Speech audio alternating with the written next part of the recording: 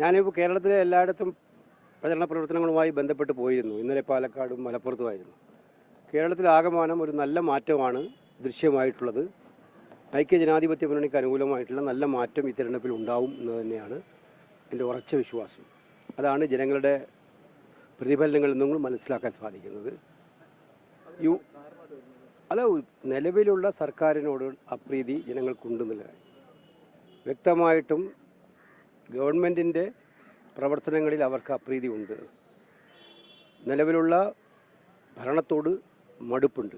അതിൻ്റെ ഭാഗമായിട്ടുള്ള ചിന്താഗതി ജനങ്ങൾക്കുണ്ട്. കൃത്യമായിട്ടും പരിപാടിയുമായിട്ടാണ് ഐക്യജനാധിപത്യ മുന്നണി വന്നിരിക്കുന്നത്. ജനാധിപത്യ മുന്നണിയുടെ പ്രകടന പത്രിക ജനങ്ങൾ മനസ്സിലാക്കിയിട്ടുണ്ട്. അതനുസരിച്ച് UDFന് അനുകൂലമായ ഒരു വോട്ടുണ്ടാകും. UDFന് നല്ല മുന്നേറ്റം ഉണ്ടാകുമെന്നാണ് ഞാൻ വിശ്വസിക്കുന്നത്.